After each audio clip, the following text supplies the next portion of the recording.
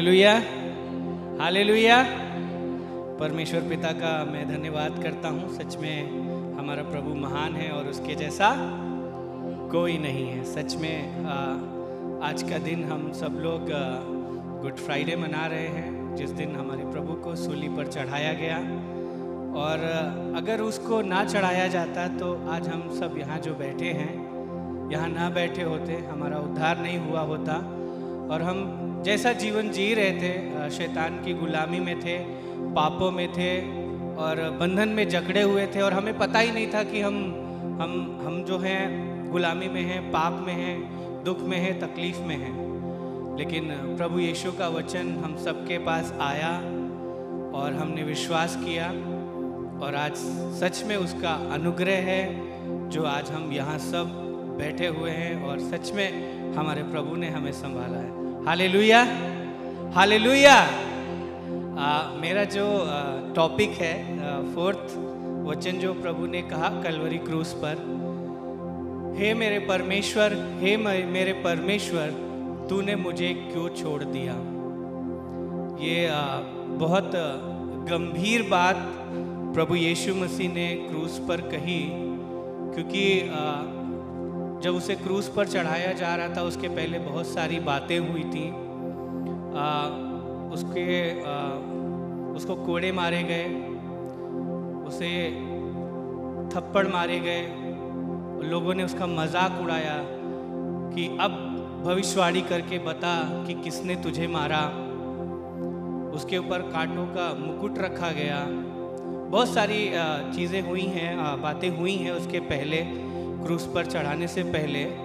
तो मैं उनमें से कुछ चीज़ों पर प्रकाश डालना चाहता हूँ ताकि जो वचन का टॉपिक है उस पर हम बात कर सकें और परमेश्वर हमें आशीष करे इस वचन के द्वारा। वचन को पढ़ेंगे मत्ती उसका 27:46। तीसरे पहर के निकट यीशु ने बड़े शब्द से पुकार कर कहा, एली एली लमा शबक्तनी, अर्थात हे मेरे परमेश्वर, हे मेरे परमेश्वर, तूने मुझे क्यों छोड़ दिया। वचन में लिखा है कि यीशु ने बड़े शब्द से पुकार कर कहा, हे मेरे परमेश्वर, तूने मुझे क्यों छोड़ दिया। मैं जब इस वचन को पढ़ रहा था, अध्ययन कर रहा था पिछले हफ्ते, तो एक मेरे मन में ख्याल आया कि बड़ा शब्द ही क्यों बोला यीशु मसीह ने। नॉर्मल भाषा में भी बोल सकते थे, लेकिन यहाँ पे जोर दिया गया है कि बड़े शब्द से, क्योंकि उस समय जो प्रभु यीशु मसीह का दुख था, जो तकलीफ थी, वो ये नहीं थी कि उसको क्रूस पर चढ़ाया गया है और उसके शरीर से लहू बह रहा है। उसको इस बात की फिक्र थी, इस बात का दुख था कि पिता परमेश्वर ने उसके ऊपर से अपना हाथ को हटा लिया है। ये एक बहुत बड़ा पॉइंट था उस जगह पे कि उसने जब से यीशु मसीह पैदा हुआ और तब से लेकर के जब तक वो क्रूस पर नहीं चढ़ाया गया, मैं बाइबल को हम सब पढ़ते हैं कि यीशु मसीह हमेशा प्रार्थना करता था। रात रात भर वो प्रार्थना करता था, पहाड़ पे जा कर के प्रार्थना करता था, अपने चेलों के साथ प्रार्थना करता था। वो जहाँ कहीं जाता था परमेश्वर के वचन को बताता था और परमेश्वर यीशु मसीह के साथ साथ था। हालेलुया। लेकिन वो एक ऐसी घड़ी आई कि उस परमेश्वर ने भी यीशु मसीह का साथ छोड़ दिया और वो दुख से भर गया, कराने लगा और जोर से एकदम बड़े शब्द के साथ यीशु ने कहा कि हे मेरे परमेश्वर, तूने मुझे क्यों छोड़ दिया।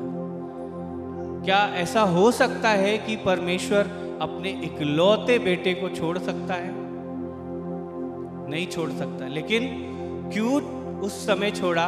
क्योंकि उसने हमारे पापों को अपने ऊपर ले लिया और परमेश्वर जो हमसे जो परमेश्वर ने प्रेम किया, वो यही कारण था कि उसने अपने इकलौते बेटे को क्रूस पर चढ़ने के लिए इस दुनिया में भेजा। हालेलुया। सच में हमारे अच्छे काम नहीं, हमारी अच्छी बातें नहीं, हम कितना अच्छा काम करते हैं, क्या करते हैं, कुछ भी नहीं। ये सिर्फ परमेश्वर का प्रेम और अनुग्रह था जो कि परमेश्वर ने हमको चुना और अपने इकलौते बेटे को हमारे लिए दे दिया। हालेलुया। एक वचन और पढ़ेंगे, भजन संहिता 22 का 1।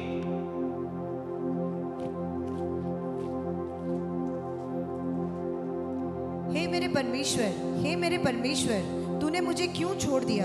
तू मेरी पुकार से और मेरी सहायता करने से क्यों दूर रहता है? मेरा उद्धार कहाँ है? ये भी वचन जो है ये सिमिलर है, इससे मैच खाता है, क्योंकि बहुत सालों पहले जब प्रभु यीशु मसीह इस दुनिया में नहीं आए थे, उनके बारे में भविष्यवाणियाँ हो रही थी और लोग बता रहे थे, जो भविष्यवक्ता थे, जो याजक लोग थे, वो पहले से ही भविष्यवाणी करके रखी थी कि यीशु मसीह एक उद्धारकर्ता हमारे बीच में जन्मेगा। और वो जन्मेगा, कहाँ जन्मेगा, ये सारी डिटेल्स पुराने नियम में हमको मिलती है। और उसका मरना कैसा होगा, वो भी सारी बातें हमको बताई गई थी। तो ये वचन भी उससे मैच खाता है और इसमें जो कुछ लिखा है वो भी परमेश्वर की जो पुकार है, जो परमेश्वर की कराह है, जो यीशु मसीह की जो दुख है, उस चीज़ को प्रकट करता है। एक वचन को और पढ़ेंगे, लूका 22:44।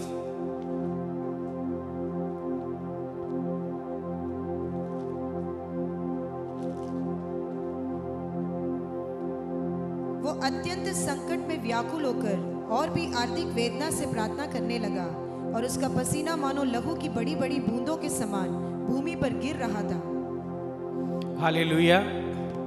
ये वो समय है जब गतसमनी के बाग में यीशु मसीह अपने चेलों के साथ प्रार्थना करने के लिए गया और अपने चेलों से कहा कि तुम मेरे साथ जागते रहो, प्रार्थना करो ताकि तुम,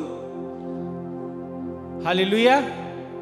तो ये जो हम वचन को पढ़ा, इसमें बहुत एक पॉइंट लिखा हुआ है कि जब वो व्याकुल हुआ और उसका जो पसीना था वो लहू के जैसा, लहू के जैसा नहीं बल्कि लहू ही उसके माथे से टपक रहा था। लेकिन क्योंकि शैतान प्रियो ये नहीं चाहता था कि यीशु मसीह जो है वो कलवरी क्रूस तक जाए ताकि लोगों का उद्धार हो। वो यीशु मसीह को उस जगह पे ही मारना चाहता था कि उसका जो सामर्थ्य है, एक आगे उसमें पढ़ेंगे तो एक स्वर्गदूत वहाँ पर आकर के उसको सामर्थ्य दे रहा था। उस बाग में, उस अंतिम घड़ी में भी यीशु मसीह ने कई बार प्रार्थना की कि प्रभु अगर तू चाहता है कि ये जो प्याला है मेरे सामने से हट जाए, वरन मेरी नहीं परंतु तेरी इच्छा पूरी हो। तो प्रभु ने कई बार इन चीज़ों को बोलने की कोशिश की, लेकिन अंत में जो उसने प्रार्थना की कि जैसे ही आप, मेरी नहीं आपकी ही मर्जी हमारे उसके जीवन में पूरी हो। तो परमेश्वर ने वो प्रार्थना के द्वारा सच में हमें दिखाया कि कैसे हमें परमेश्वर की इच्छा पर, परमेश्वर के बातों पर, परमेश्वर जो हमें, हमारा जो कॉलिंग है, हमारी बुलाहट है, उसमें हमें चलना है। हालेलुया। एक और वचन पढ़ेंगे, भजन संहिता 69:21।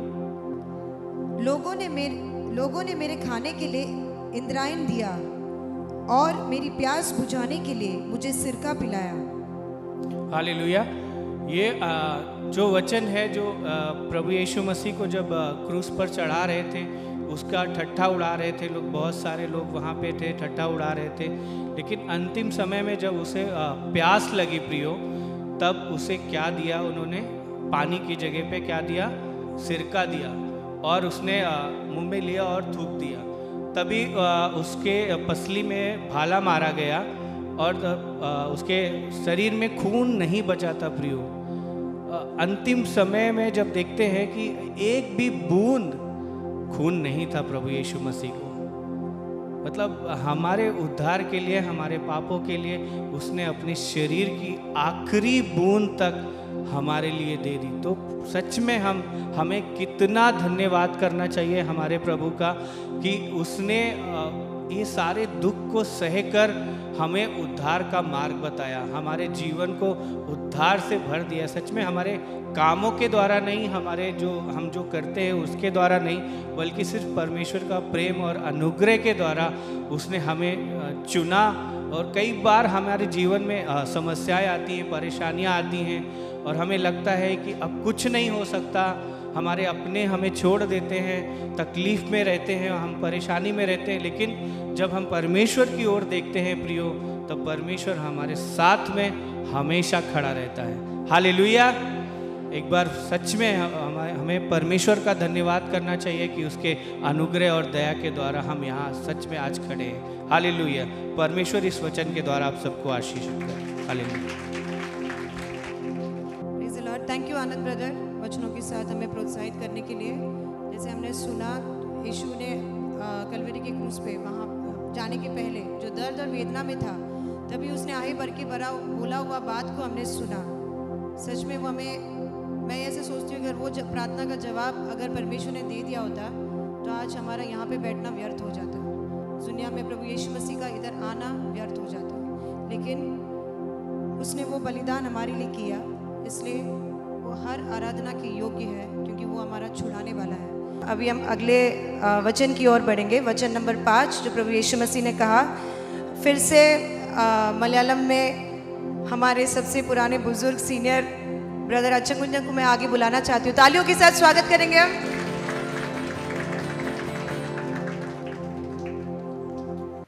परमेश्वर का धन्यवाद करता हूँ के बीच में खड़ा रहने के लिए परमेश्वर ने मौका दिया, इसलिए प्रभु को धन्यवाद करता है। स्टेटमेंट का 14वां गया है। 5वां स्टेटमेंट में मैं प्यासा हूँ। जॉन चैप्टर 19 में 28 वाक्य में ये लिखा है, मैं प्यासा हूँ। रोमियो सेना का बीच में यीशु ने क्रूस पर चढ़ाया, तभी उसको प्यास लग गया। तभी उसने अपने ग्रीक भाषा में एक वर्ड यूज किया है, उसको लिप्सावा बोलता है। उधर का खड़ा हुआ सैनिक लोगों को समझने के लिए यह बात यूज किया है। लिप्सावा बोले तो फिर मैं प्यासा हूँ। चौथा स्टेटमेंट में हृदय का दर्द बताता है। 5वां स्टेटमेंट में शरीर का दर्द बताता है। शरीर का कितना दर्द है? 5वां दर्द है मैं प्यासा हूँ। दर्द ज़्यादा बढ़ने से आदमी क्यों प्यास बढ़ रहा है। अब यहाँ से थोड़ा दूर में 5 मिनट भी नहीं चल रहा है, पानी कितना पी जाता है। प्रभु यीशु से कितना उसके तकलीफ उठाया, किसके लिए? मेरे लिए। हालेलुया। आकाश और पृथ्वी समुद्र को बनाया परमेश्वर। कानावाली शादी में पानी को दागरस बनाया परमेश्वर।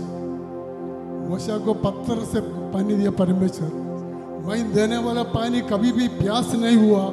समझे स्त्री से बोले, समझे वालों को बोलने वाले परमेश्वर बोल रहे, आज बोल रहे मैं प्यासा हूँ। कि परमेश्वर का भजन का पूर्ति करना मन है, इसलिए सब होना मन है। परमेश्वर गया बोला कल का दिन, गुरुवार का दिन चेलों के साथ अंत्य खाना खाने के बैठ गया था।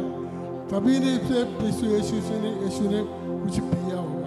उसके बाद किधर भी यीशु पिया है, कुछ पिया खाया, कुछ लिखा भी नहीं है। उधर से प्रभु यीशु मसीह ने चेलों लोगों के साथ सीधा गत्सेमने गया। रात का टाइम उधर ही बैठ के प्रार्थना करते हैं। उनका पसीना खून बन गया। इतना हृदय का दर्द है, समझो। पसीना खून बन गया। उधर बैठ के प्रार्थना करते हुए लास्ट में उनका करीब टाइम आ गया। करीब प्रभु अच्छा जानता था हमारा टाइम करीब आ गया, इसलिए सेना लोग आ गया। रात को उसको पकड़ के कैफा के पास लेके गया। उधर से फिर रात का टाइम, तभी आप सोचो तभी तब कितना है। उधर से उसके खींच करके कैफा के पास से उधर से पिलातुस के पास लेके आया। पिलातुस पास ने क्या किया, फिर हेरोदा के पास भेजा। हेरोदाऊ की देश को देखना चाहता था, लेकिन उसको एक मौका नहीं मिला। लेकिन पिलातुस एक मौका दिया, क्यों? पिलातुस और हेरोदा एक दो दोस्त था, भजन में लिखा हुआ है। इसका वजह से उसने उसको उधर भी भेजा। वहाँ से खींच करके फिर पिलातुस पास वापस लेके आए। फिर उसका क्रूसीकरण के लिए, अंधेर के लिए उसको कांटा का बोर्ड लगा के प्रभु पिलातुस ने वो लोग सेना को दिया। वहाँ से खींच करके मार के बिठा के अपन को सोच भी नहीं सकता मुझे कितना तकलीफ प्यास प्रभु के लिए। ऐसा गोलगोला तक पहुँच गया। गोलगोथा पहुंच गया तभी माथ्यू चैप्टर 27 में लिखा हुआ है, उसको उधर प्यास लग गया, तभी वो लोग उसको कुछ प्यास लग गया नहीं है, वो लोग ने प्यास उसको पिलाया, लेकिन यीशु ने पिया नहीं है, टेस्ट देकर भी पिया नहीं। क्यों? ये वो टाइम का ये क्रूस पर चढ़ाने वालों को क्या अपने शरीर का दर्द मिटने के लिए एक लहरी एक दारू का भी एक चीज देता था, वो पिएगा तो फिर शरीर का दर्द मालूम नहीं पड़ता। लेकिन ये उसको उसका नाम है पस्का बोलता है, ये पंडित वेद पंडित लोग ऐसे बोलते हैं, इसको पस्का बोलते हैं। ये यीशु ने इंकार करके नहीं पिया है। उसके बाद क्रूस पर चढ़ाया, प्रभु यीशु कितना तक उधर खड़ा था, कम से करीब क्रूस पर 6 घंटा का ऊपर यीशु खड़ा था, तभी उसका अंतिम टाइम आ गया। ये प्यास लग रहा, वो पिया, उन्होंने दे दिया, कड़वा खट्टा कोई पी नहीं सकता था, ऐसे वाली चीज़ें, लेकिन पिया, अपना प्राण परमेश्वर को लिखा हो गया था। लेकिन प्रवचन में पहले से प्रवचन पुस्तक में लिखा है, दावीद ने लिखा हुआ है 22वां वचन संगीत 14 और 15 वाक्य में, उसमें 14-15 वाक्य लिखे तो बराबर मालूम पड़ते हैं। उसका पानी के मुँह पे उसका शरीर हो गया, उसका हाथ पिघल, मुंह का मुँह भी पिघल गया, उसका हड्डी बदन छूट गया, उसका जीभ गला में पकड़ चिपक गया बोलता है, गला में चिपक गया। 14-15 वाक्य पढ़ेगा तो मालूम पड़ता है इतना तकलीफ उसको ये किसके लिए, उसका प्रवचन पूर्ति करने के लिए हमारे लिए प्रभु परमेश्वर ने प्रेम दे दिया। कई लोग देखा, मैं भी देखा है, कई आदमी कोई बीमार से अब जान देने का टाइम उसको पी भी नहीं सकता, खा भी नहीं सकता, ऐसा उस समय मैं भी देखा आज बाप को कपड़ा में पानी का ड्रॉप उसका मुंह में देता है, क्यों? इतना प्यास उनका होता है लेकिन पी नहीं सकता। परमेश्वर हमारा प्रभु यीशु मसीह कितना तकलीफ उसके लिए उठाया, अब सोचना पर सोच कर बाहर है, कितना सोच चले, इतना बोल के हम बैठने चाहता हूँ। प्रभु आशीष दे। सच में जैसे उन्होंने बोला, प्रभु यीशु मसीह का वर्णन किसी व्यक्ति से मैंने सुना है कि जो असलियत में यीशु के साथ जो घटा, उनके शरीर को जिस तरीके से बेधा गया, जो पिक्चर्स हम लोग देखते हैं, फोटोज़ हम लोग देखते हैं, उसके आसपास भी नहीं है, उतनी बुरी तरह से यीशु मसीह को बेधा गया था। और ये बात सोच के हमारे आंखों से आंसू आना चाहिए कि वो मेरे लिए था, किसी और के लिए नहीं, वो मेरे लिए था। प्रभु तूने मेरे लिए अपनी जान दे दी, तूने मेरे लिए कोड़े खाए, तूने मेरे लिए इतने सारे लोगों का थूक तुझे सहन करना पड़ा, बेइज्जती सहन करना पड़ा, ताकि मुझे इज्जत मिल सके, ताकि मैं स्वर्ग की राह में जा सकूं। तो ये बात को अगर याद कर हम प्रभु को रोज़ अगर धन्यवाद नहीं दे पाते, जैसे हमें पास्टर बार हमें याद दिलाते हैं, प्रार्थना किया बाइबल पढ़ा, प्रार्थना किया बाइबल पढ़ा, ये अंदर से आना चाहिए हमारे अंदर। तो उन्होंने हमें इस बात को याद दिलाया, इसलिए मैं परमेश्वर को धन्यवाद देना चाहती हूँ और उनके लिए एक बार हम ताली बजाएं। अभी हम आगे बढ़ेंगे, अगला वचन की ओर बढ़ेंगे। हमारा वचन नंबर 6वां है, हमारे बीच में है दूसरा एक उभरता हुआ तारा। इस तारे के बारे में एक शब्द बोलना चाहती हूँ। इनके बारे में मैंने सुना है, ये पहले प्रेयर मीटिंग्स चलाते थे, वचन से बात करते थे, लेकिन कभी मैं अटेंड नहीं किया वो मीटिंग में। तो आज हम सबको मौका मिल रहा है उनके मुंह से वचन सुनने के लिए। तो मैं हमारे बीच में भाई संदीप साबले को बुलाना चाहती हूँ, तालियों के साथ हम स्वागत करेंगे। Hallelujah, praise God. प्रभु के नाम की स्तुति हो। काफ़ी दिनों के बाद मुझे पहली बार इस मंच पे प्रभु के वचन को शेयर करने का मौका मिला, इसके लिए प्रभु को धन्यवाद हो। तो आज हम जो छठी वाणी है, जो क्रूस पे प्रभु यीशु ने 7 वाणी कही, उसमें से छठी बात जो है कि प्रभु यीशु ने कहा पूरा हुआ। तो पूरा हुआ, इसके बारे में हम थोड़ा अध्ययन करेंगे। जब यीशु ने वह सिर का लिया तो कहा पूरा हुआ, और सिर झुकाकर अपना प्राण त्याग दिया। यूहन्ना 19:30 में लिखा है। 5वीं वाणी में सिर का लेने के बाद प्रभु यीशु की जीभ यो सूखे गले में कुछ तरी आई होगी, जिससे वह लगभग 3 बजे 6वीं और 7वीं वाणी को बोलने की शक्ति पा सके। यह 6वीं वाणी पूरा हुआ। बोलना प्रभु यीशु की विजयी घोषणा थी, जिसमें प्रभु यीशु के सभी कार्य, विशेष रूप से मोक्ष का कार्य एवं उसकी घोर यातना, प्राण पीड़ा एवं तड़पाने वाला दर्द दोनों समाप्ति पर आकर पूरे हुए। इसे हम यशायाह 53 में देख सकते हैं। प्रभु यीशु ने अपनी विजय घोषणा को 30 ईस्वी में लगभग 3 बजे क्रूस पर से उच्चारा था। इस छठी वाणी में प्रभु यीशु के प्रथम आगमन की लगभग 200 भविष्यवाणियां पूरी हुई, जिसमें यीशु के जन्म, जीवन, शिक्षा कार्य, आश्चर्य कर्म, दुख भोग, मेमने के समान मरना, मृत्यु के बाद मृत्युलोक में न पड़े रहने की अर्थात जीवित होने की, एवं मृत्यु विजय के बाद स्वर्ग सिंहासन में परमेश्वर के दाहिनी ओर बैठने की, ये सारी भविष्यवाणियां सम्मिलित है। प्रभु यीशु के बलिदान ने मानवता को पापों से मुक्ति दिलाने का मार्ग खोल दिया। यह एक बार और हमेशा के लिए किया गया।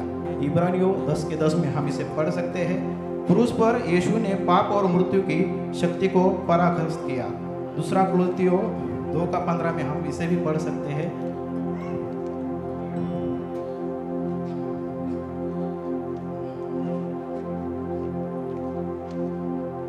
आध्यात्मिक महत्व पूरा हुआ, ये सिर्फ ऐतिहासिक घटना नहीं है, बल्कि ईसाई धर्म में एक केंद्र है, गहरा आध्यात्मिक संदेश भी है। यीशु के बलिदान के बाद अब मनुष्य को अपने पापों की क्षमा के लिए और बलि करने की जरूरत नहीं है। ये एक बार में पूरा हो गया। परमेश्वर के साथ मेल मिलाप भी हमारा हो चुका है। क्रूस ने मनुष्य और परमेश्वर के बीच की जो दीवार थी उसे तोड़ दिया। अब हर व्यक्ति विश्वास के जरिए परमेश्वर की कृपा प्राप्त कर सकता है। यह कथन दुख के बीच आशा का प्रतीक है। यीशु की मृत्यु अंत नहीं थी, बल्कि उनके पुनरुत्थान और अनंत जीवन की शुरुआत थी। यह हमारे मसीह लोगों के लिए ये बहुत आनंद की बात है कि क्रूस पर जो उन्होंने मृत्यु सही, ये हमारे लिए अंत की बात नहीं, बल्कि पुनरुत्थान और अनंत जीवन की शुरुआत थी। हालेलुया। प्रभु यीशु ने परमेश्वर द्वारा सौंपा हुआ कार्य पूरा किया। यशायाह 61:1 और 2 में हम पढ़ सकते हैं, प्रभु यीशु द्वारा उद्धार के शुभ संदेश की भविष्यवाणियां थी। इन भविष्यवाणियों में प्रभु यीशु की पहचान भी थी, जो यीशु ने अपने जीवन काल में नासरत नगर के आराधनालय में जाकर यशायाह की पुस्तक उसका यशायाह का 61वां अध्याय 1 और 2 से पढ़कर सुनाया। तब वह पुस्तक को बंद करके बैठ गया और कहने लगा, आज यह लेख तुम्हारे सामने पूरा हो गया। हालेलुया। जो भविष्यवाणी थी, जो पुराने नियम में थी, हम एक बात नोटिस कर सकते हैं, जो पुराने नियम में जो जितनी भी भविष्यवाणियाँ थी उनकी सबकी पुष्टि प्रभु यीशु में पूरी होती है। हालेलुया। जो भी भविष्यवाणी लिखी गई उस सभी बातों को प्रभु यीशु ने पूरा किया। जिस प्रकार हबशी अपना चमड़ा या चिता अपने धब्बे नहीं बदल सकता और कोयला अपने आप अपनी कालिक को छोड़ नहीं सकता, उसी प्रकार मनुष्य अपने पाप स्वभाव से मुक्त नहीं हो सकता। उसका धर्मपाल भी उसे नहीं बचा सकता। इसीलिए परमेश्वर ने प्रभु यीशु में उद्धारक बनकर स्वयं मोक्ष या पापी के छुटकारे का कार्य पूरा किया। उसने संसार के राष्ट्रों की मोक्ष संबंधी इच्छाओं को भी पूरा किया। उसने संसार में आकर खोजियों को उनके प्रश्नों का उत्तर देते हुए कहा, मार्ग, सत्य और जीवन मैं ही हूँ। यूहन्ना 14:6 में हम पढ़ सकते हैं। संसार की ज्योति मैं हूँ। यूहन्ना 8:12 में हम पढ़ सकते हैं। पुनरुत्थान और जीवन मैं हूँ।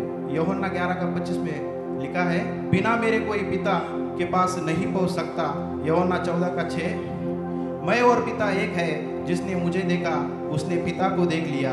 यूहन्ना 10:30 ऐसे त्राणकर्ता या मुक्तिदाता यीशु ने संसार के राष्ट्रों की प्यास बुझाकर कहा, पूरा हुआ। यहाँ पे प्रभु यीशु ने जो भी बातें उनके बारे में लिखी गई थी, जो भी परमेश्वर का जो उद्धार का संदेश था, जो लोगों को जो पापों से भटके हुए थे उनको मोक्ष मिलना जरूरी था, ये सब बातों को प्रभु यीशु ने पूरा किया। और इसी बात का स्मरण उन्होंने उसमें क्रूस पर जब वो लटकाए गए थे वहाँ पर किया और अंत में कहा पूरा हुआ, ये कहकर उन्होंने अपने प्राण त्याग दिए। परमेश्वर करे इस वचन के द्वारा आप सबको आशीष करें। परमेश्वर आपको भी आशीष दे। इसी तरह से वचन को और भी मनन करने के लिए प्रभु आपको और हिम्मत और ढाढ़स दे, ताकि अनेक लोगों के लिए एक राह दिखाने वाला अब बन सके। अभी हम अगले हमारे लास्ट वचन की ओर बढ़ेंगे। 7वां वचन जो प्रभु यीशु ने क्रूस पे मरने के पहले बोला था, इसके लिए मैं कोई उभरते हुए तारे को नहीं बुलाना चाहती हूँ। ये तारा ऑलरेडी उभर चुका है और वो मेरे बगल में ही बैठा है। उसको तालियों के साथ स्वागत करेंगे। सर झुका कर।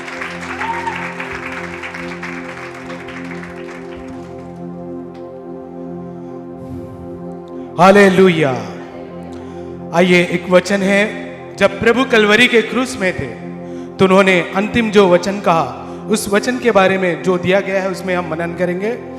प्रभु ने कहा लूका 23 अध्याय उसका 46 वचन में,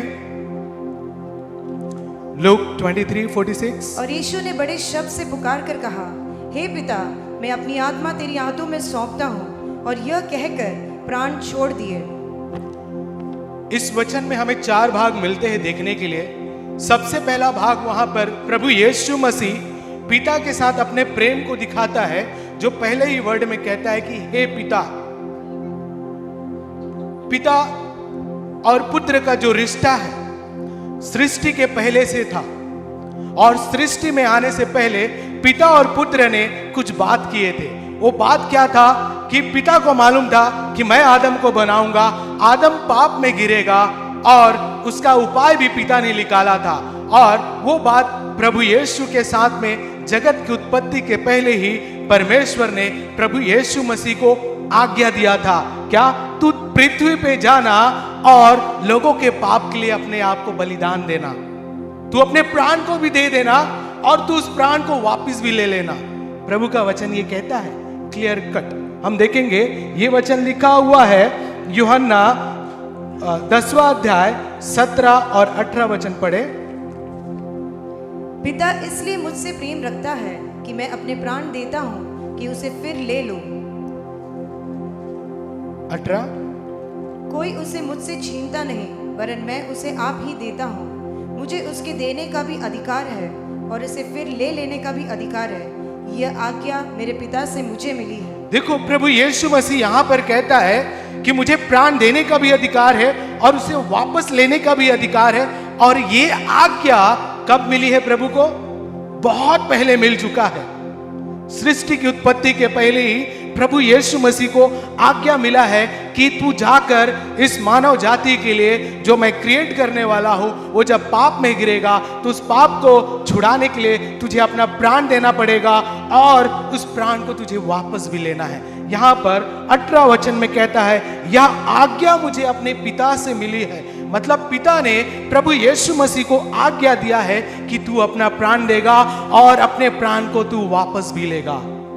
यहां पर प्रभु यीशु मसीह उस दुख दर्द उस पीड़ा में भरे हुए हैं। लोगों ने उन्हें ताड़ना दिया, सताया, और आखिर में जब कलवरी के क्रूस पे प्रभु ये थे, वहां पर वे पिता और पुत्र के रिश्ता को बताता है। कहता है, हे पिता। सबसे पहली बात कहता है, हे पिता। जब माता मरियम वहां पर आई और यूहन्ना उसका चेला वहां पर था, तो कहा, हे नारी, देख तेरा पुत्र। प्रभु यीशु मसीह अपने आप को बता रहा है कि मैं इस संसार का नहीं हूं। उसकी मां को कहता है, ये तेरा बेटा। पर जब प्राण छोड़ने का समय आया तो वो डायरेक्ट कहता है, हे मेरे पिता। मतलब वो स्वर्ग का एक वारिस है, और सृष्टि को बनाने से पहले वो था। यहां पर वो बातों को बताता है। एक पिता, जब पुत्र गलत काम करता है तो हमेशा पिता के पास आना चाहिए। पिता के पास उपाय रहता है। आज संसार में खासकर जवान लोग जब अपने जीवन को जीते हैं तो बहुत सारी गड़बड़ी में, गलत बातों में फंस जाते हैं। वो सहारा लेने के लिए लोगों का, अपने ही उम्र के लोगों का, जान पहचान वालों का, बुद्धि वालों का, या किसी और का, कुछ प्रधानों का भरोसा करते हैं, वहां पर जाते हैं, मगर पिता के पास नहीं आते हैं। बहुत जगह पे हम देखते हैं कि लोग सुसाइड कर लेते हैं, पिता को पता ही नहीं रहता है, और जब खबर आता है तो मेरा पुत्र आत्महत्या कर चुका है।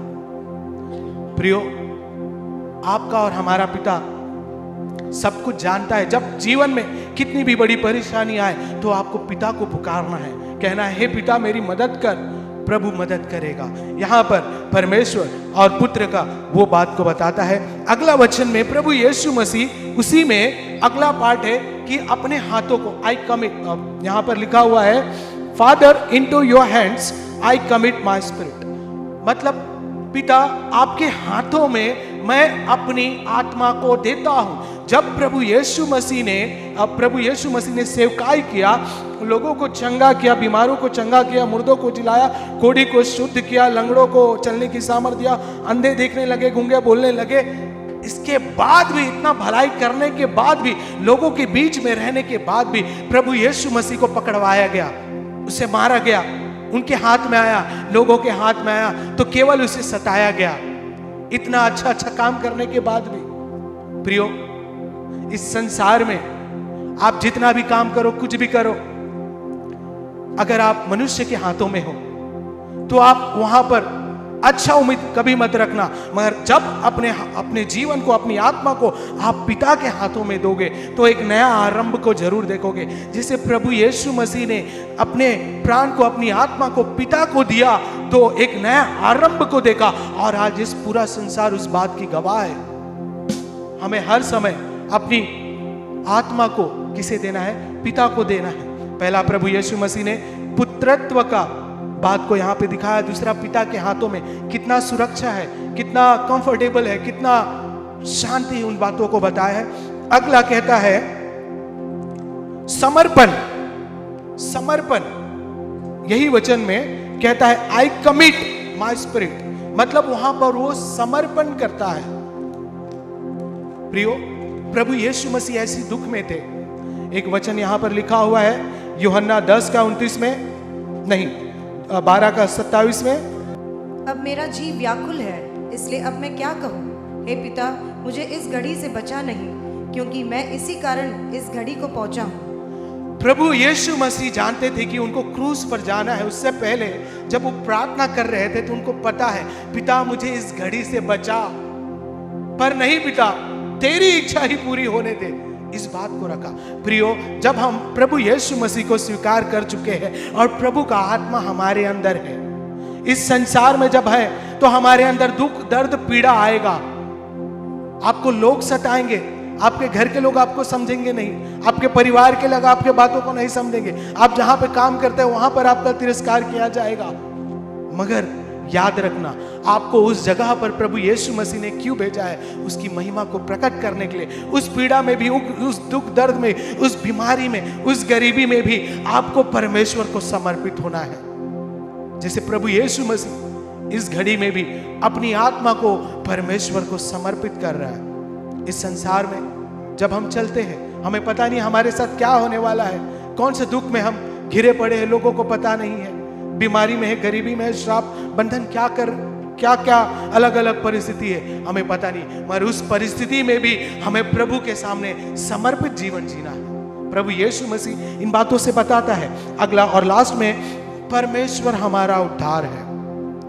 यशाया 12वां अध्याय और उसका 2 वचन में कहता है, परमेश्वर मेरा उद्धार है, मैं भरोसा रखूंगा और न थरथराऊंगा, क्योंकि प्रभु यहोवा मेरा बल और मेरा भजन का विषय है, और वो मेरा उद्धार करता हो गया है। प्रियो, याद रखो, प्रभु यीशु मसीह अगर जी नहीं उठते तो उनका उद्धार होता, मगर परमेश्वर ने उसे जिलाया। परमेश्वर ने उसे जिलाया। क्यों जिलाया? क्योंकि वो परमेश्वर के साथ उस रिश्ता में था, उस पुत्र के रिश्ता में था। उसने अपनी आत्मा को परमेश्वर के हाथों में दिया हुआ था। प्रियो, आज हमारी परिस्थिति कैसा भी क्यों ना हो, अगर हमारा रिश्ता परमेश्वर के साथ है, उसके हाथों में हमारा संपूर्ण जीवन है, उनके हाथों में, याद रखो, आपका परिस्थिति कितना भी कुछ ना क्यों, 3 दिन जैसा प्रभु यीशु मसीह लोग कहने लगे कि वो तो मर गया है, अब क्या? प्रियो, आपके जीवन में, मेरे जीवन में भी ये घटना घटित हो सकता है। जब हम प्रभु के साथ चलते हुए ऐसा समय आएगा कि हमें कुछ समझ नहीं आएगा, सब अंधियारा दिखाई देगा, कोई राह नहीं दिखाई देगा, अपने ही लोग आपको ठोकर खिलाएंगे। पर उस समय भी याद रखना, आपका उद्धार करता आपको जिलाएगा, आपको उभारेगा, क्योंकि वो अपनी महिमा को प्रकट करेगा। वो महान परमेश्वर है, कहता है मैं तुम्हारा उद्धार करता हूं। प्रियो, आज हर समय हमें परमेश्वर को अपनी आत्मा को समर्पित करना है, अपने प्राण को उसे देना है। मृत्यु के समय भी हमें परमेश्वर के हाथों में अपने आप को देना है। मृत्यु तक हमें विश्वास योग्य रहना है। ये नहीं कि हमें फायदा चाहिए या किसी से कुछ पाना है तो वहां पर कुछ और, यहां पर कुछ और। ऐसे लोग प्रभु की उस रिश्ता में नहीं है। याद रखो प्रियो, अगर आप गरीब हो, आपके पास पैसा भी नहीं है, मगर आप प्रभु के वचन में हो, आप बीमारी में हो, मगर आप प्रभु के साथ बने हुए हो, आपकी परेशानी कैसा भी क्यों ना हो, अगर आप प्रभु में बने हुए हो, तो आपसे बड़ा अमीर और धनी व्यक्ति और कोई नहीं है इस संसार में। प्रभु कहता है, हे पिता, मैं अपनी आत्मा को तुम्हें समर्पित करता हूं। और 3 दिनों बाद हमने ऐसा डायनामाइट होते हुए देखा कि आज उसके गवाह बनकर यहां पर खड़े हुए, हजारों सालों से चलते आ रहे हैं प्रभु के लोग, और आज हम उसी के बारे में प्रचार कर रहे हैं। हमारे जाने के बाद हमारे पीढ़ी के लोग भी खड़े हो जाएंगे और वो भी यही प्रचार करेंगे। प्रियो, अंतिम एक बात वचन कहना चाहूंगा।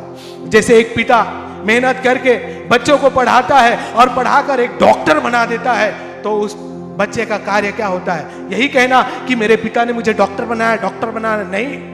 पर जब पिता ने डॉक्टर बनाया है तो उस डॉक्टर के पदवी को संभाले रहना और अच्छे कार्य करना, अच्छे इलाज करना लोगों के लिए, समाज के लिए। उसी तरीके से पहला पत्रस 2:9 में कहता है, हमें परमेश्वर ने क्या बनाया? तुम चुना हुआ वंश, राजपदधारी, याजकों का समाज हो और मेरे निज प्रजा हो। परमेश्वर कहता है उसके गुण को अगर हम बनाए रहेंगे तो याद रखो प्रियो, हम परमेश्वर के प्रिय लोग हैं। अगर सिर्फ यही कहते रहेंगे परमेश्वर हमारे लिए मरा मरा मरा और हमारा जीवन कुछ और कह रहा है, तो परमेश्वर की नाम की महिमा नहीं होगा।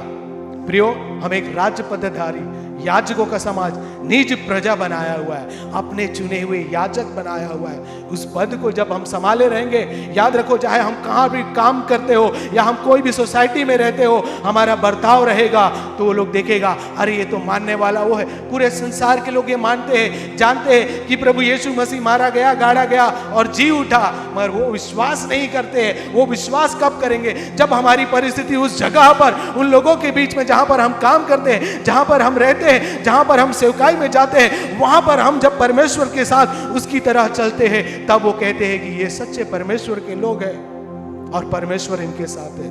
प्रियो, आज परमेश्वर ने हमें जो पद दिया है उस पद को संभाल के रखना है और अपनी आत्मा को, प्राण को परमेश्वर के हाथ में सौंप देना है। इन वचनों से प्रभु आप सभी को आशीष दे। God bless you.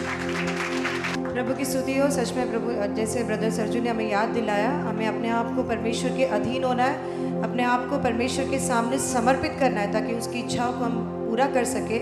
और सिर्फ बोलने वाले नहीं, लेकिन करने वाले भी हमें बनना है। परमेश्वर तुम्हें और तुम्हारे सेवकाई को बहुत आशीष दे और उसके राज्य के लिए इस्तेमाल करें। और अभी हम आखिरी पड़ाव की ओर बढ़ेंगे। हर चीज़ को जब हम सुनते हैं, जब वचन को हम सुनते हैं, वचन की गहराइयों में उतरते हैं, शुरुआत होती है, फिर उसकी परिभाषा होती है, उसको हम और समझने की कोशिश करते हैं, फिर एंड में आके, जैसे कहानी के एंड में एक मॉरल ऑफ द स्टोरी होता है, वैसे वचन का एक कंक्लूजन होता है। तो वचन को कंक्लूड करने के लिए और सारे लोगों ने जो अभी तक बात किया उसका संक्षिप्त में हमारे सामने प्रस्तुत करने के लिए हमारे बीच में आ रहे हैं ब्रदर विल्सन रॉड्रिक्स। हाथ तालियां बजाकर स्वागत करें।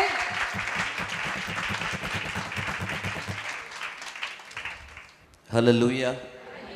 परमेश्वर के अति पवित्र नाम की महिमा हो। बेहतरीन प्रोग्राम आप लोगों ने पेश किया और सुंदर सुंदर गीत, पता नहीं चलता कि कौन सा बढ़िया गीत था। सब गीत एक से बढ़कर एक था। और जो 7 वचन हैं उसको मैं जरा जल्दी से दोबारा दोहराने के लिए मुझे कहा गया है। ये पिता इन्हें माफ़ कर दे, ये नहीं जानते हैं कि ये क्या कर रहे हैं। भाई जॉन ने बताया उसके बारे में। और दूसरा कि मैं तुम्हें सच बोलता हूँ, सच सच कहता हूँ कि आज तू मेरे साथ स्वर्गलोक में होगा। जो ब्रदर मनोज ने कहा उनके विचार रखें। तीसरा, हे नारी देख, यह तेरा पुत्र, देख यह तेरा माता, योना से कहता है। और ब्रदर डैनियल भानुशाली जी ने कहा वहाँ पर मैं कहना चाहता हूँ कि एक बात यह है कि यूहन्ना शिष्य है, उनके साथ माता गई, माता के साथ यूहन्ना नहीं गई, यूहन्ना नहीं गया। मतलब बहुत से लोग मरियम को पूछते हैं आज, परमेश्वर का दर्जा देता है। अगर ऐसा कुछ रहता तो प्रभु यीशु मसीह बोलता यूहन्ना माँ के साथ जा, अभी मेरे बाद माँ देख लेगी सब। ऐसा नहीं हुआ, लेकिन उन्होंने बहुत अच्छा कहा कि माँ का भी उनका सोच, फैमिली के प्रति सोच, प्रभु यीशु मसीह उस समय में भी बहुत बेहतरीन रूप से पहली बार कहा, बहुत बढ़िया कहा। चौथा, ए परमेश्वर तूने मुझे क्यों छोड़ दिया, भाई आनंद ने कहा, वो भी बहुत बेहतर तरीके से भाई कहा। और पांचवा, मैं प्यासा हूँ, भाई अचकुंज ने बहुत बढ़िया तरीके से भी पेश किया। छठवा, पूरा हुआ, भाई संदीप साबले ने भी काफ़ी अच्छी बातें रखी, उन्होंने भविष्यवाणी की भी कुछ बातें रखी। और सातवां, भाई सरजू ने, हे पिता मैंने अपनी आत्मा में तेरे हाथों में सौंपता हूँ, उन्होंने बहुत अच्छा और एक प्रोत्साहन देने वाले वचन भी बात किया। आइए कुछ बातों को, जो क्रूस की मौत जो प्रभु यीशु मसीह का हुआ, मैंने अपना घर में डेकोरेशन किया गुड फ्राइडे का दिन, पहली बार जो क्रिसमस को करते हैं। क्योंकि मैं जब इसके बारे में काफ़ी सालों से सोच रहा हूँ, क्योंकि जब मैं कैथलिक था हमारे घर में एक मातम छाया रहता था, प्रभु यीशु मसीह मर गया है। और सचमुच मलयालम में दुख का शुक्रवार कहा गया है, पता नहीं क्यों, कौन ये शब्द निकाला, किसको इतना बड़ी दुख हुआ वो पता नहीं। और हम लोग क्या करते थे, हमको मुश्किल से गंजी, और केरला में मेथी का गंजी पीते थे, इतना कड़वा, क्यों, खैर वो छोड़ देते हैं। और ये जो चर्चेस में है, सारे मूर्तियों के ऊपर, क्रूस के ऊपर सब बैंगन कलर के कपड़े से ढक दिया जाता था, क्योंकि प्रभु यीशु मसीह का मौत हुआ है, कोई कुछ देखना नहीं, उस दिन प्रभु भोज भी नहीं होता। और मैं बचपन में, हम लोग जब भिलाई में थे छत्तीसगढ़ में, अभी का छत्तीसगढ़ तभी मध्य प्रदेश था, तो मैं चला के लेके जाता था। और वो प्रभु यीशु मसीह का जो 14वां स्टेशन है, जहाँ जहाँ उन्होंने रुक के काफ़ी बातें कही साथ किया पहले, तो हम लोग सोचता था कि ये कितना दुख उठाया और हमारे ऊपर इतना दुख, तो ये सब बातें थी। लेकिन और एक कुछ जब हम गहराई में पढ़ते हैं, जब ये सातों लोगों ने बातें की, तो उसमें से समझता है कि क्रूस पर हमने कुछ कुछ चीज़ें देखी। हम क्या सीखे? प्रेम, दया, माफ़ी, आज्ञाकारिता, बलिदान, समर्पण, दिलासा, आश्वासन, जीत, नम्रता, आशा और साहस, करेज। और भी बढ़कर आप सोच सकते हैं, और भी आपको मिलेगा। इतने सारे चीज वहाँ क्रूस पर हमें देखने को मिलता है। और लोगों ने सोचा, आज भी काफ़ी लोग सोच रहे हैं कि उन्होंने यीशु मसीह को क्रूस पर लेके गया, लेकिन पिता, पुत्र और पवित्र आत्मा ने उन लोगों को वहाँ लेके आया। उनको पता नहीं था, क्योंकि उनका उद्धार भी उसी क्रूस पर लिखा गया था। तो ये हम सीखना है, और इसमें से हम अपने कलीसिया, अपने जीवन में कैसा ले सकते हैं। मैं इस कलीसिया में कुछ लोगों से बातें की, कुछ लोगों का बातें सुना, उसके बाद मुझे समझ में आया, हमारे यहाँ पूरा मत मानना, दया की कमी है जो क्रूस पर देखा गया। ग्रुप्स बने हैं, ऐसा भी मुझे कहा गया हम एक ग्रुप के हैं। मैं चौंक गया, कौन सा ग्रुप? प्रभु यीशु मसीह ने एक ही ग्रुप बनाया है, और आज हम वो ग्रुप पे विश्वास करते हैं। कुछ लोगों को कुछ लोग पसंद नहीं है, कुछ लोगों को निकाल देते हैं, कुछ लोगों को रोक देते हैं। क्रूस का संदेश ही नहीं है प्रिय। क्रूस का संदेश दया है, नम्रता है, अपनाना है, माफ करना है। और 7-70 बार एक व्यक्ति को मैंने बोला, भाई माफ कर दे। प्रभु यीशु मसीह ने कहा 7-70 बार माफ करना है। बोलता है कितने बार? बोला 7-70 बार। बोलते मुझसे नहीं होगा। ये मेरे को अपने आंगन में मिला हुआ जवाब मैं बोल रहा हूँ। क्या ये क्रूस का संदेश यह है? क्या निष्पक्ष रूप से हम प्रेम नहीं कर सकते, हम देख नहीं सकते, हम सोच नहीं सकते, हम अपना नहीं सकते, तो ये सारा चीज फिजूल है, व्यर्थ है हमारे समय। तो ये क्रूस का संदेश है। मैं 3 शुक्रवार को आपके सामने रखना चाहता हूँ। एक, पहला शुक्रवार जो प्रभु यीशु मसीह का सचमुच जब वाक्य में उनको क्रूस पर लटकाया गया। उस टाइम हम सोचेंगे उन लोग सचमुच दुखी थे, चौंक गए थे, बेबस थे, कुछ नहीं कर पाते थे, भाग गए वहां से। दूसरा, बिल्कुल 1 साल के बाद उन्होंने जो गुड फ्राइडे मनाया, कितने आशा थी उनमें, समझ गया। क्योंकि क्रूस का जो गुड फ्राइडे का बाद प्रभु यीशु मसीह का पुनरुत्थान के अलावा हम बात ही नहीं कर सकते, वो पूरा नहीं होता। क्योंकि आज हम तीसरा गुड फ्राइडे जो आज हम मना रहे हैं उसमें खड़े हैं और हमें समझ में आया है कि उस दिन जो दुख था आज वो नहीं है। और जब मातम किसके लिए बनाया जाता है?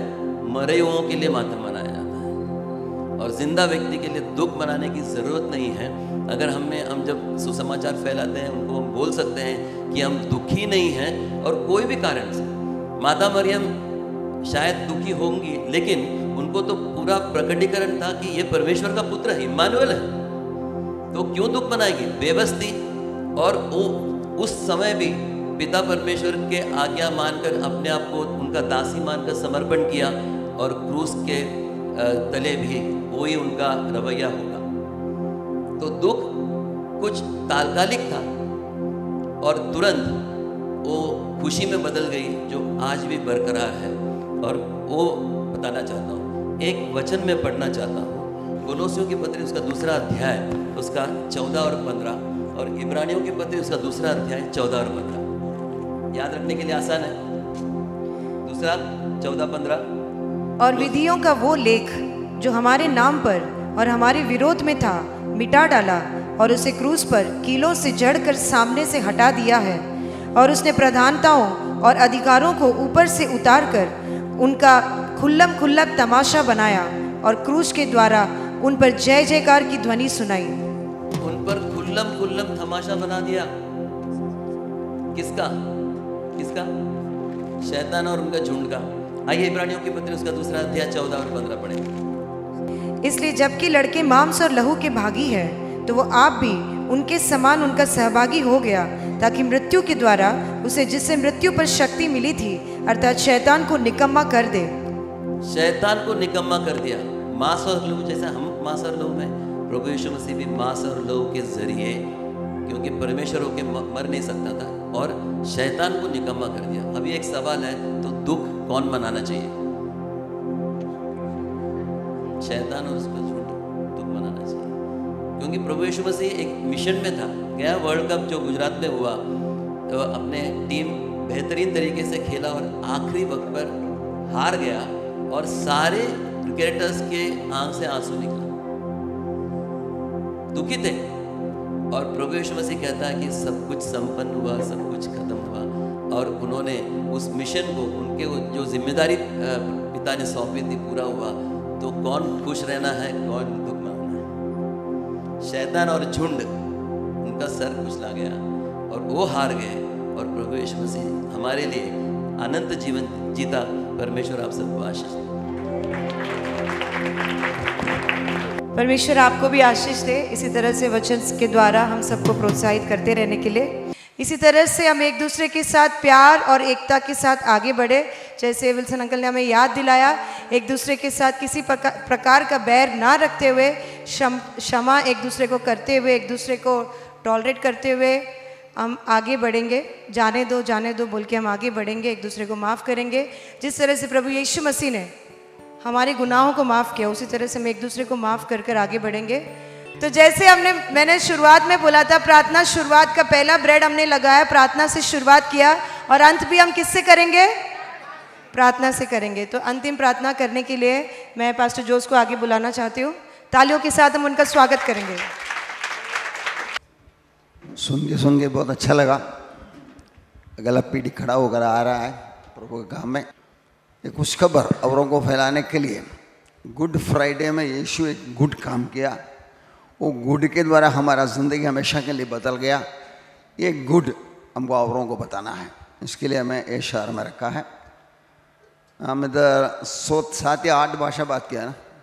पेंटिकोस्ट का दिन में जब पवित्र आत्मा उतर कर आया था, 16 भाषा वाली थी उधर। वो सब मिलकर एक ही भाषा में सुनने के लायक, एक ही मतलब से काम करने के लायक बना। इसके बावजूद इस तरह के यीशु का पीड़ा की बात के बारे में सोचने के बारे में इब्रानियों की किताब में ग्रंथकर्ता ऐसा लिखे रखा है, विश्वास के कर्ता और सिद्ध करने वाले यीशु की ओर ताकते रहे, जिसने उस आनंद के लिए जो उसके आगे धरा था लज्जा की कुछ चिंता न करके क्रूस का दुख सहा और सिंहासन पर परमेश्वर के दाहिने ओर बैठा।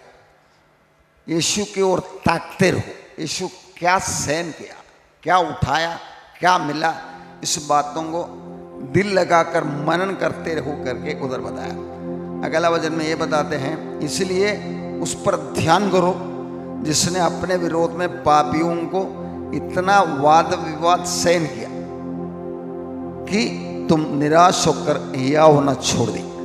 इंडिया में आज सताव का एक अच्छा माहौल है। हमें इंडिया में सहन करने वाली बातें बाहरगांव के कई राष्ट्रों में सहन करने का कोई निशाना भी नहीं है। ईरान में 2 औरतों को ऐसे इतना साल बंदी गिरने को मार के डाला था, इसलिए ऐसा रिवाइवल उसका अंदर हो गया। लाखों लोग विश्वास में आ गया, काफ़ी मोस्क खाली हो गया। मतलब सहन करते हैं मसीह विश्वासी, उसका नतीजा बाहर आ जाता है। इसलिए प्रियो, हमें प्रभु यीशु ने एक नमूना दिखा के गया। आया, चिन्ह चमत्कार को करते करते करते जन्म ऐसा हुआ, लेकिन फाइनली क्लाइमैक्स जाके क्रूस पर चढ़ता है। आखिरी वक्त जान भी, मेरा जान बच गया है, इसलिए औरों के लिए मेरा जान अवेलेबल है। लोगों के सामने हम धोखा भी खाएंगे, लोगों को हमको जो भी देना तो दे देंगे, लेकिन क्योंकि हमें कुछ मिला है। ये सत्य याद करके हमें एक आखिरी सैक्रिफाइस बनना है, बलि बनना है। ये बातों को मनन करने में हमको याद दिलाता परमेश्वर करके इब्रानियों का वचन में हम लोग पढ़ा है। आए हम आंखें बंद करके प्रार्थना करेंगे। अब पिता, हम आपका धन्यवाद करते हैं, स्तुति करते हैं। आज सचमुच एक साधारण आराधना सभा के बावजूद इतने लोगों को द्वारा आपने हमसे बात किया प्रभु। ये लोग का गाना गाना, वचन से बात करना, इधर से निकलकर आपने 7 डीकन्स को चुना था खाना परोसने के लिए। उसमें से कई लोग प्रेरित बन गए, भविष्यवक्ता बन गए, सुवार्तिक बन गए, दुनिया के कोने कोने पर चले गया। आप जब बुलाते हैं, वो बुलाहट में आप जैसे बोला है पत्रोस के द्वारा, तुम्हें कुछ चुना हुआ वंश। परमेश्वर, आप हमें से हर एक को गिन गिन के चुन चुन के सुना है। ये चुनाहट तुम्हारे बुलाए जाने और चुन लिए जाने को सिद्ध करने के लिए भली भांति यत्न करते जाओ।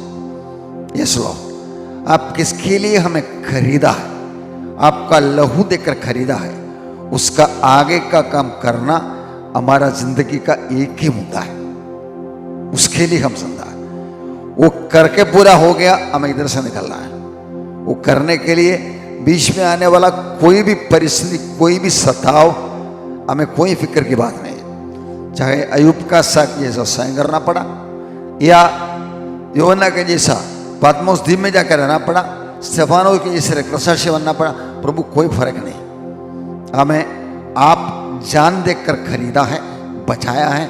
हमारे जान, हमारी जिंदगी आपके लिए और सिर्फ आपके लिए खर्च होने दे, त्याग होने दे, बलि होने दे प्रभु। इस तरह जब भी हम आपके पास पहुंचेंगे, भले और विश्वस्त दासी एक आवाज सुनना चाहता है। प्रभु यीशु, आपके नाम पे एक कलीसिया का एक एक अंग को मैं आपका दास होने के वास्ते आशीष देते प्रभु। बी ब्लेस्ड, रिप्रोड्यूस, फल उत्पन्न करने वाला जाति को तुमसे राज्य निकाल कर दूंगा करके आप यहूदियों को बोला, वो जगह पे आपने हमें खड़ा कर दिया। कलीसिया आज का आपका सरकार है, आपका ठेकेदारी करने वाला है। इसलिए प्रभु, जिस काम के लिए पहले से तैयार किया, वो भलाई का काम के लिए तुम मसीह यीशु में सृजे गए हैं। यस, हमें एक नया क्रिएशन बना है, इसीलिए कि वो क्रिएशन के लेवल पे काम करते रहने के लिए दुनिया बोलेंगे ये लोग सचमुच यीशु के चेले लोग हैं। ऐसा बोलने में हम भी घमंड करने वाला बने प्रभु। हम यीशु का चेले हैं। यीशु हमें एक मार्ग दिखाया है, और रास्ते पर हमें जाना है। आखिरी में उसमें हम खत्म होना है। आया है मसीह में, जीना है मसीह में, और आखिरी में मरना है मसीह में। ये मकसद से जाने के लिए हर एक छोटे बड़े को समर्पण करते हैं प्रभु। हम सब मिलकर आपके हाथों में धन्यवाद का बलि के रूप में अपना जिंदगी रख लेते। जिंदगी हमारा मर्जी आपका पूरा होने रहने दे। इस तरह हमारे जिंदगी के द्वारा, जीने के द्वारा, मरने के द्वारा भारत देश के लाखों को नहीं प्रभु, करोड़ों को जीवन में आने के लिए कार्य आपकी पवित्र आत्मा करते रहने दे प्रभु। धन्यवाद स्तुति करते प्रभु। इसके बीच में मेहनत के हर एक लोगों को हम याद करते हैं, उससे बढ़कर कलीसिया का हर एक भाई बहन को याद करते हैं और आपके सामने रख लेते हैं। आप उन्हें इस्तेमाल करें। आप है कुमार, हम है मिट्टी, हमें इस्तेमाल करें, बनाए और औरों के छुटकारा के लिए हमें इस्तेमाल करें। धन्यवाद परमेश्वर, आपका कृपा करुणा के लिए धन्यवाद। हम सबको आपके हाथों में रख लेते हैं। ये प्रार्थना प्रभु यीशु का नाम में करता पिता परमेश्वर। पिता परमेश्वर का प्यार, पुत्र प्रभु यीशु मसीह का कृपा और पवित्र आत्मा